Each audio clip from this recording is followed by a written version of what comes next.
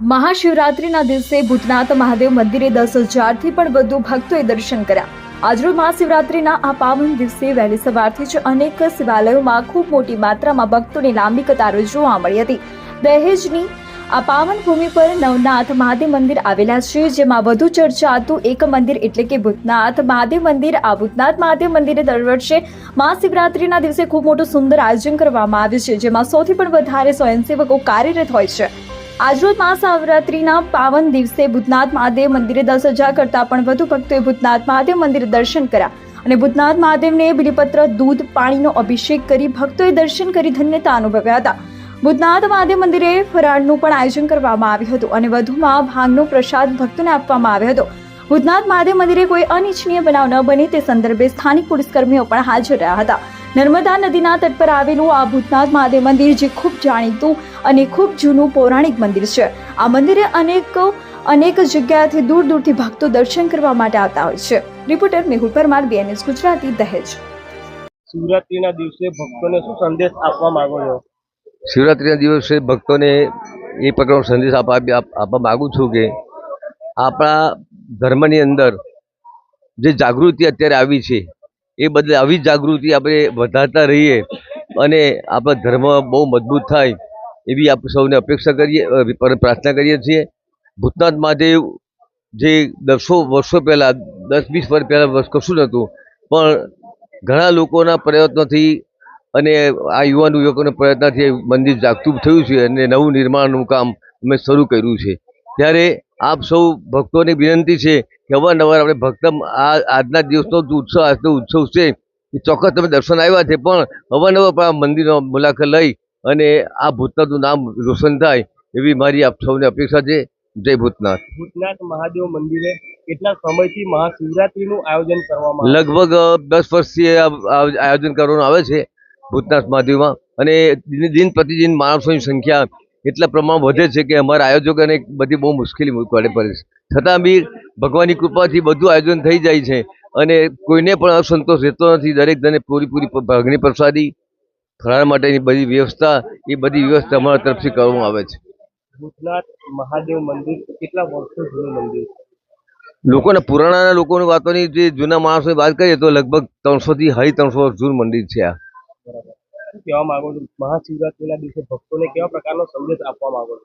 ભક્તોને મેં કીધું ને કે ભક્તો આવીને જ્યારે આ એક નિર્જન સ્થળમાં જ્યારે બધા મંદિર હતું ત્યારે અમારા યુવક મંડળોએ ખૂબ મહેનત કરીને, રસ્તો નહોતો, વીજળી નહોતી, પાણી નહોતું, આ બધી વ્યવસ્થા કરી છે।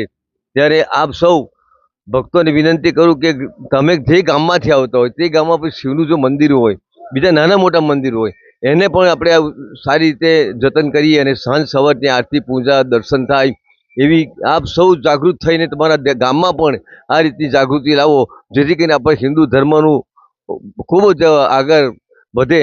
એ હિસાબે મારી વિનંતી કે આપ સર્વને ખાસ જણાવવાનું કે આપણા જે ભૂતનાથના મંદિરમાં દર્શન કરવા આવ્યો છે, તમે જોયું છે કે કોઈ પણ જાતની આપની તકલીફ સિવાય આપણને પાણીથી માંડીને ભાંગનો તેમજ ફરાળનો પ્રસાદ આપણને મળી રહે એ વ્યવસ્થા અમારા યુવાન માણસો કરી છે।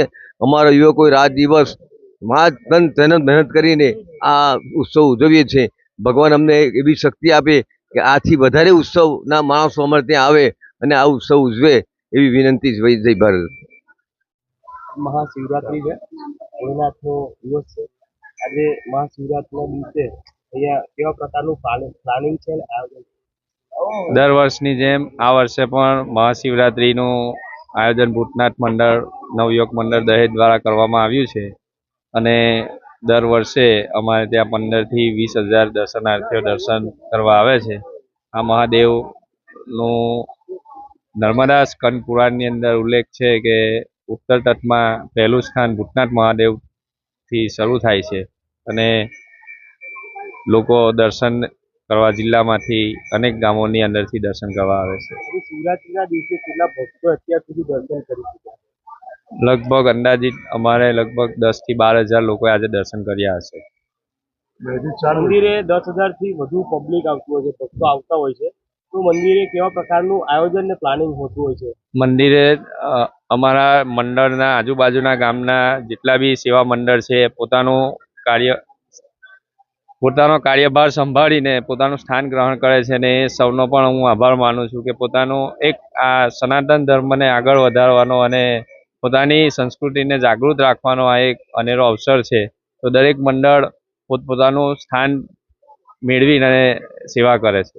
શિવરાત્રી કેટલા અગાઉ દિવસથી આ પ્લાનિંગ કરવામાં આવતું હોય છે અને તૈયારી કેવી હોય છે?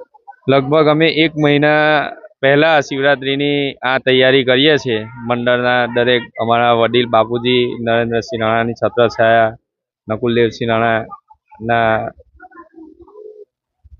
સાનિધ્યમાં આ સેવાનું અમે આનું પ્લાનિંગ અમે કરતા રહીએ છીએ. ભૂતનાથ મહાદેવ મંદિરે જ્યારે મંદિરની એક નવીનીકરણ કામ ચાલી રહ્યું છે અને એક તરફ આ શિવરાત્રીની તૈયારી હોય છે, તો હું કેવું સ્વયંસેવકો કેવી પ્રકારની તૈયારીથી પ્લાનિંગ કરતા હોય છે? દરેક ક્ષેત્રની અંદર, કારણ કે આ એક તો આ જે મંદિર છે એ મંદિરની જમીનની એક જે અલગ પ્રકારની જમીન છે, તો અમને એક ચેલેન્જીસ હતું શિવલિંગને કઈ રીતના ભગવાનને પ્રસ્થાપિત રાખવા. તો એક ચેલેન્જીસ હતું, એમાં અમે સફળ થયા છે અને આજે બેઝમેન્ટ સુધીનું કામ થઈ ગયું છે અને આવનાર સમયની અંદર કઈ રીતના અમારે આગળ મંદિર ભગવાનના આશીર્વાદથી મંદિર ધીરે ધીરે બને એવી અમે ભગવાનને પ્રાર્થના કરીએ છીએ. અને દરેક અમારા ગામના જેટલા બી વડીલો છે, યુવાનો છે, પોતપોતાનો ભાગ સહયોગ ભજવે છે. ભૂતનાથ મંદિરે દૂર દૂરથી ભક્તો આવતા હોય છે અને અમુક એવા ભક્તો હોય છે જેમને સમય સંજોગ નથી આવી શકતા. એવા ભક્તોને કેવા પ્રકારનો સંદેશ આપવા માંગો છો?